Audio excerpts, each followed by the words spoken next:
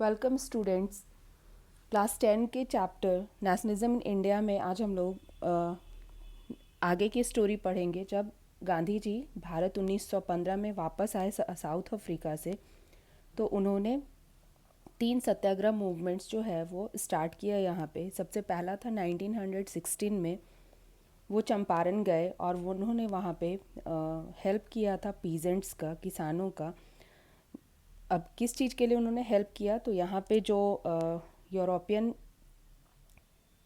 का जो प्रभाव था प्लांटेशन पे, ठीक है, जो मज़दूर थे, किसान थे, उनके साथ जो ये दोहरा रवैया अपनाया जा रहा था, तो उन्होंने इसके खिलाफ यहाँ पे बिहार के चंपारण में पहला सत्याग्रह मूवमेंट स्टार्ट किया, किसानों को इन ऑपरेसिव प्लांटेशन सिस्टम से बचाने के लिए।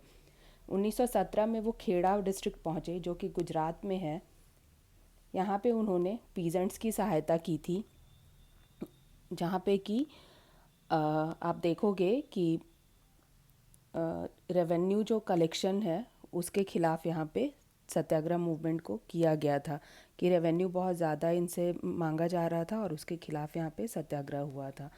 थर्ड आप देखोगे 1918 में अहमदाबाद का, गुजरात का ही क्षेत्र है ये अहमदाबाद, और यहाँ पे इन्होंने कॉटन मिल वर्कर्स की सहायता की थी और यहाँ पे ये सत्याग्रह आंदोलन चलाया गया था, जिसमें कि इसमें भी उन्होंने सपोर्ट किया था जो मिल वर्कर्स हैं उनको। तो ये तीनों मूवमेंट जो है ये सक्सेसफुल रहे थे।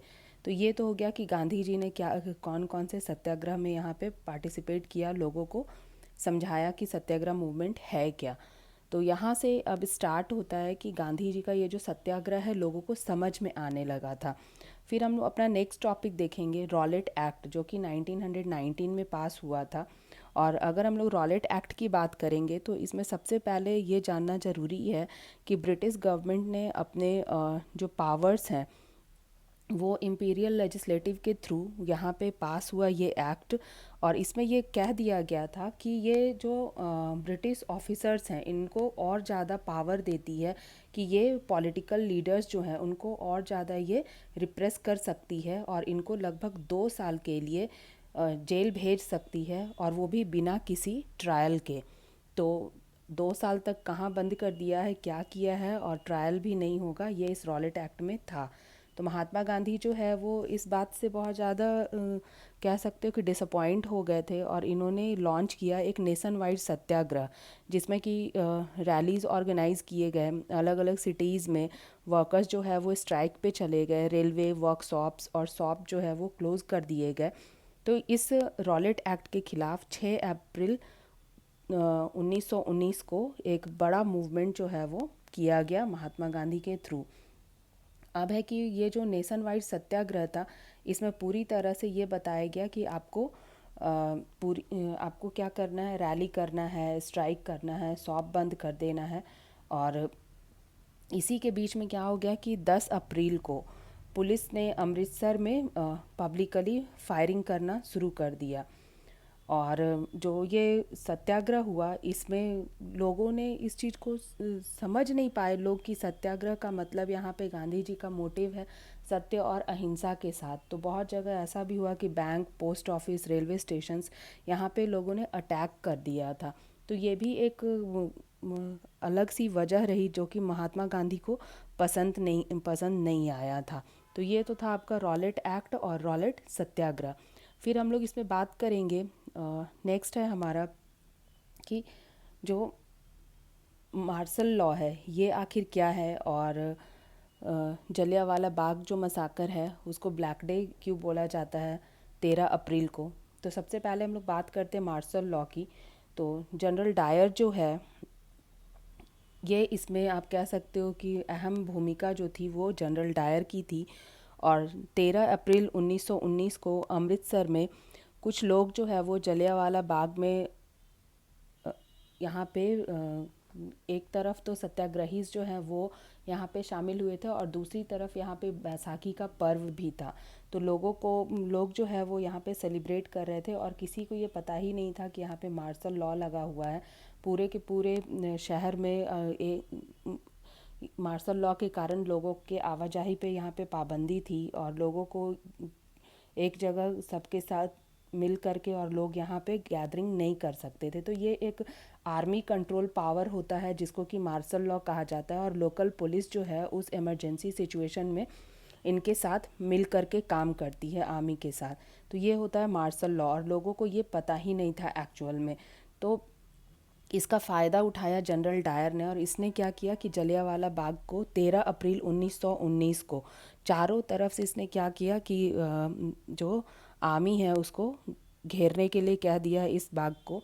और उसके बाद में फिर लोग जो है वो जानते ही नहीं थे कि यहाँ पे मार्शल लॉ लगा हुआ है, और ये बैसाखी मेला मनाने के लिए और प्रोटेस्ट भी करने के लिए, गवर्नमेंट के जो रॉलेट एक्ट है उसके खिलाफ प्रोटेस्ट करने के लिए भी यहाँ जमा हो गए थे। तो जनरल डायर ने इस बगीचे में पूरी तरह से अंधाधुंध गोलियां चलवाई, और जिसमें कि आप कह सकते हो कि हंड्रेड्स ऑफ पीपल, लगभग सैकड़ों लोग जो है वो यहाँ पे इनोसेंट पीपल जो है वो मारे गए।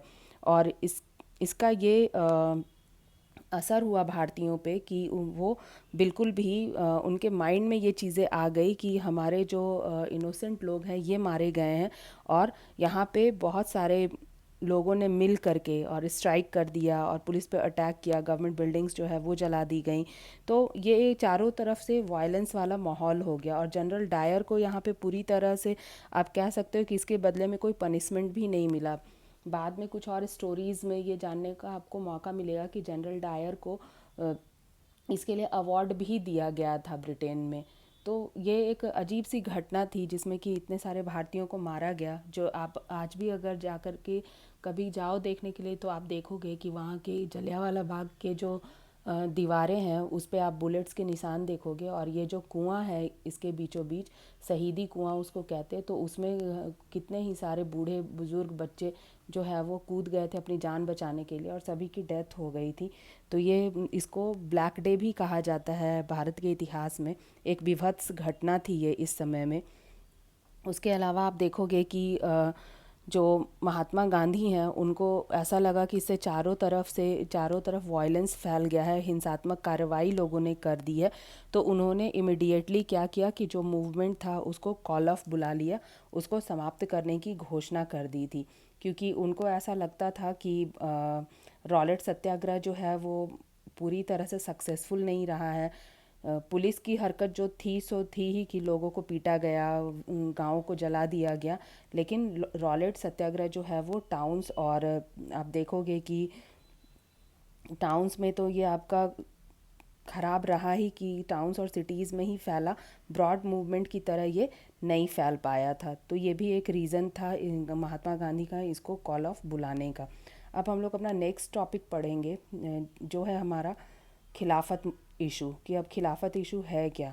तो नॉन कॉपरेशन और खिलाफत इशू के बारे में अब हम लोग आगे पढ़ेंगे। अभी फ़िलहाल में हम लोग खिलाफत इशू को यहाँ पे डिस्कस करेंगे।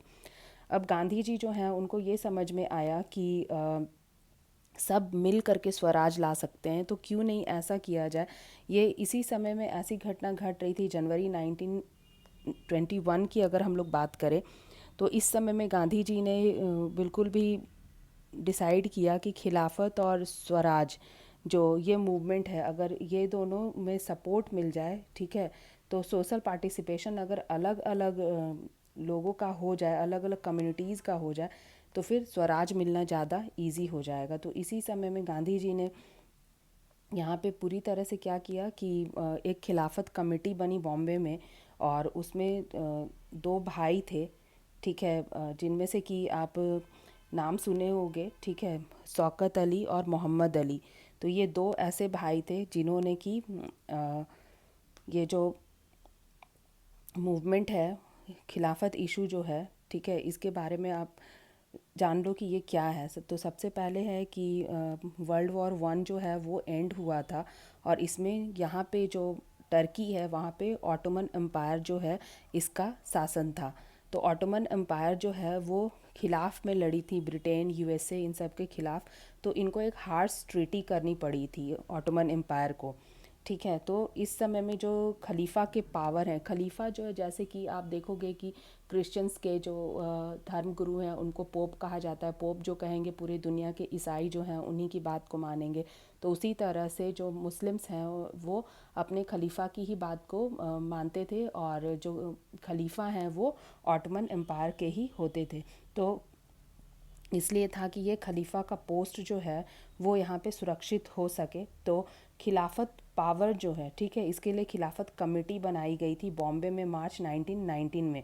मुस्लिम लीडर्स थे मोहम्मद अली और शौकत अली। तो इन्होंने इस बात को डिस्कस किया महात्मा गांधी से कि किस तरह से जो ऑटोमन एम्पायर है उसको बचाया जाए और भारतीय मुसलमान जो हैं वो भी उनको सपोर्ट कर सके ऑटोमन एम्पायर को। टर्की में, टर्की जगह का नाम है। गांधी जी ने इसको एक अपॉर्चुनिटी की तरह लिया कि इस तरह से हिंदूज़ और मुस्लिम्स को यूनाइट किया जा सकेगा। और उन्होंने ये बात जो है वो कलकत्ता के कांग्रेस सेशन में, याद रखना आप, सेशंस जो है वो इम्पॉर्टेंट है, 1 मार्क्स में आपका ये क्वेश्चन आ सकता है। तो कलकत्ता में कांग्रेस का सेशन हुआ सितंबर 1920 में, और जिसमें उन्होंने अदर्स लीडर्स को भी जो कांग्रेस के थे उनको कन्विंस कर लिया कि किस तरह से एक नॉन कॉपरेशन मूवमेंट स्टार्ट किया जाए जिसमें कि स्वराज और खिलाफत इशू दोनों को उठाया जा सके। तो यहाँ से आप देखोगे कि हिंदू मुस्लिम एकता की जो बात की गई है वो स्वराज और खिलाफत को साथ मिला करके भारत में हिंदू और मुसलमानों को यूनाइट करने की कोशिश की गई थी, ताकि मिलजुल करके और भारत में पूरी तरह से स्वतंत्रता संग्राम की लड़ाई हर एक कम्युनिटी को मिला करके लड़ी जा सके। तो ये हमारा आज का कुछ टॉपिक था। नेक्स्ट वीडियोस में हम लोग फिर पढ़ेंगे इससे आगे के टॉपिक, जैसे सॉल्ट मार्च है, non cooperation movement, civil disobedience movement etcetera. जो उम्मीद है आपको आज की ये वीडियो समझ में आई होगी। अगर आपको कोई भी डाउट हो तो आप कमेंट बॉक्स में पूछ सकते हैं। पढ़ते रहिए, खुश रहिए। Thanks for watching.